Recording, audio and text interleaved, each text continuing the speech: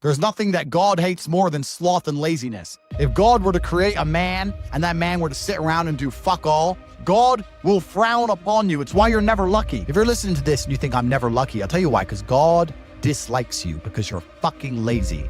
Start to work. Start to show God the beauty of his own creations. You'll be amazed how lucky you'll become.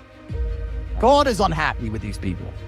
And inside their hearts, they're unhappy. We talk about depression, anxiety, all those things you mentioned earlier on this podcast. You'll loathe your own weakness. You'll loathe your own laziness. This is what all of these things are. I don't feel depression. How can I feel depression when I'm the most powerful version of me that I could ever fucking be? Most men are walking through life and they don't realize that it's constant competition. Every single pound they want, someone else wants. Every single girl they want, someone else wants. And they're just sitting there just fucking floundering and wandering through life, unaware of how competitive the world is. And this is my point. If the world is truly that competitive, you do not have time to be depressed because it's a non-competitive mind state. You could be depressed for X, Y, Z, whatever. I'm not depressed. And I want the money you want, and I want the girl you want, and I want the status you want, and the car you want, and the house you want. I'm gonna get it, and you're fucking not. I don't give a shit what happens to me in my life. I don't care how bad it is. I don't care if the worst, most heinous things I could possibly imagine happen to me.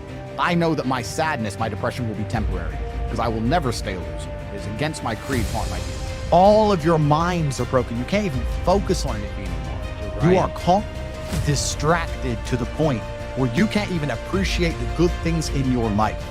You're distracted. Your minds are broken. You need to rewire your mind and resist the slave programming. If you cannot control your own mind, then you are just a feather in the wind of life, because your own mind is the only thing you can control. You can't control the weather. You can't control people. You can't even control whether your heart stops beating. You might have a heart attack tomorrow. You can't control anything besides what you think. If you cannot control your own mind, then you go through life with zero control, zero influence. You can't control anything. You're just a feather in the wind, waiting for life to blow you from happy place to sad place to happy place to sad place, completely hoping on the gods to be fortunate to you, because if any genuine discomfort comes your way, you're fucked. It's so easy to win if you can control your own mind.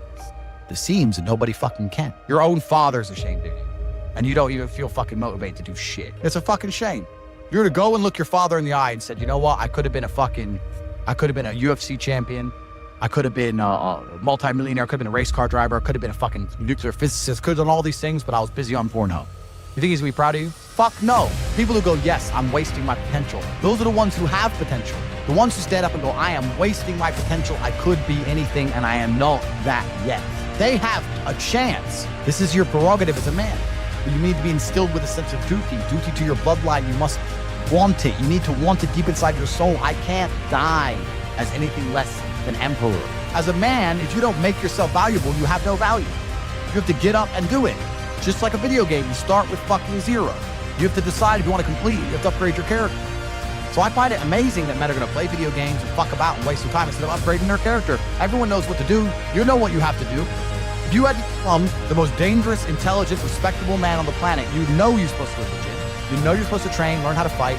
You know all these things. You don't do them. That's your decision. It's your prerogative. I didn't make that choice. I made the choice to do it all. I decided all. And every single man watching this can do the exact same thing.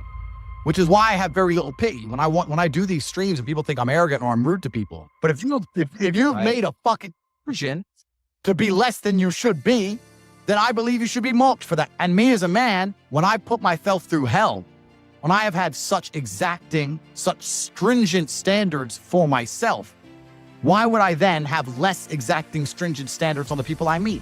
Why would I put myself through hell to be me and then meet someone who didn't put themselves through hell and then treat them like my equal? No, fuck you. I suffered when you didn't. So you're not my equal because you decided not to suffer. You have enjoyed comfort when I haven't, and that's fine, but don't expect me to look at you as my equal because you're not, because I put myself through hell. I put myself through hell because I decided to throw comfort away. For 10 years of my life, I was never comfortable. My basic premise is that I refuse to believe in things that take power away from me. The idea, I believe, that if you feel depressed, something is depressing you, and you should try your best to fix it. You should take control of your life and do your best to fix it. Let's say your girl leaves you and you start to feel depressed, but you believe in the idea of depression. You're now going to start diagnosing yourself as clinically depressed, self-hypnosing yourself into hypnotizing yourself into being clinically depressed. And it's amazing how you can speak things into existence. I cannot become depressed because I don't believe in it. Let's pretend I'm completely wrong, right? The best option, the best thing to do is still to get up, be an adult, control your emotions, be stoic, and do the things you're supposed to do day after day. Laying in bed and doing nothing is never going to be the best option. The best option is still to go to the gym, to work hard, to run your business, to be successful. So it doesn't matter. We're talking about the different positions on the chessboard. But if the rules of the game remain the same, regardless of the position you're still trying to win, you still have to do the same things. So does it even matter at this point? If you come along and say he's depressed because of X and he's depressed because of Y and he's depressed because of Z, and the answer to all of them is still the same thing, then I don't give a fuck why you're depressed. Yeah, well, what I'm saying is you're playing a game and it's a competitive game and you need to build a mindset that allows you to be ultra competitive. And if you want to sit there and say, no, I want a non-competitive mindset, then fine. You know what you call people who do not win competitions? Losers. Correct. This is just the bottom line of life. And it's kind of interesting because everyone pretends they give a fuck, but nobody does. Especially women. Women truly don't give a fuck. If you ask a woman the kind of man she wants, she will never say depressed or sad. Ever. She wants a man who is ultra capable, ultra competent. They want someone who is fun and spontaneous and charismatic and successful. They don't have time for sad dudes. They don't care. So the world doesn't care. The world has never given a shit about sad men. So if you're going to sit there and self-diagnose yourself as a sad man, you're going to have a shit life and nobody's ever going to give a fuck and you're going to perpetually lose forever. And that is your decision. I am so scared of being that person. The idea of that terrifies me to the point where I don't even want to accept that as a reality that can possibly exist. I don't give a shit what happens to me in my life. I don't care how bad it is. I don't care if the worst, most heinous things I can possibly imagine happen to me. I know that my sadness, my depression will be temporary because I will never stay a loser. It is against my creed. It's not in my DNA. So they try and convince you, don't worry if you're being a loser because people feel sorry for you and you'll get attention for it and you'll be okay in the end. And it's all this temporary fixes of dopamine by saying, I'm sad. Don't worry, bro, you'll be okay. But it's bullshit. They don't care long term. The world doesn't care. Nobody really cares. Chicks don't care. Business doesn't care. You are going to fail. You can have anything you want on the planet. There's not a girl I look at that I want that I can't have. Not one. That's my reality. There's not a car I can't have. There's not a house I can't buy. If I want to go to a yacht, if I want to go to Antarctica, there's nothing I can't have. Bam. Because I've decided to become this man. It's the same for absolutely every single one of you at home. If you actually try and you actually want it, and you're actually not making excuses, lying, talking shit, you're going to get what you want. So when I see people who don't have what they want, I consider them losers. And this may be elitist, I understand that. But if I put myself through endless pain to end up where I am, it's very hard for me to have sympathy on the man who's afraid of pain. You're avoiding pain. I've been through endless. I now have everything I've ever desired. You have none of the things you desire. Am I supposed to feel sorry for you? Because you took the easy way out? Am I supposed to look at you and go, oh, poor dude? No, you were a fucking coward. You didn't go through the shit I went. You didn't put it on the line. So you deserve your substandard reality. That's what you deserve. You're a fucking loser. Because if you actually wanted it and you actually tried, you'd have it. You could have anything you want. Universe is super giving. If you want it, you can have it. If you're sitting there saying, oh, but I tried my best and I still didn't get it, you're lying. You didn't try your best. That is a fucking lie. The universe gives it to everybody who genuinely tries. And I know that to be a fact because this world's competitive. We're all competing against each other.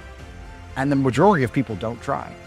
Like I've achieved this amazing life and I've tried very, very hard. But it could have been harder. You just get to a point where you're like, I'm tired of hearing your fucking excuses. That's bullshit. And you become to a degree, yeah, cold and psychopathic. It's true. That's what happens. And I get it all the time. I get thousands of emails a day. Everyone I grew up with, people I know, I get it all the time. They'll message me, hey man, just unlucky. You are not unlucky. You are a lazy fucking loser. You are not unlucky. You're breathing. You're lucky. The unlucky ones are gone. You're alive and you are a lazy loser. So a loser is anybody who does not have everything they want at the drop of a hat. That's who I call a loser. When I was broke, I couldn't sleep. I don't know how there's broke people out here sleeping just fine at night. Going, oh, inflation's 20%, gas prices are 6 times, everything on the news is a lie. I never stand a chance of ever getting rich. Where's my pillow? Like, what's fucking wrong with you people? I'd go to bed at night as a teenager and think, I looked it up on the internet. It was a Honda Civic Type R. I wanted one. It was like 38,000 pounds. I had no money, less than 50 pounds on my bank account. Couldn't afford it. Then I looked up how much a Ferrari cost, 210,000 pounds. And I said to Tristan, my brother, I was like, there are people with 210,000 pounds for a car. How? If I worked my job for 6 years and saved every penny, if I walked to work and didn't eat, I couldn't buy this car.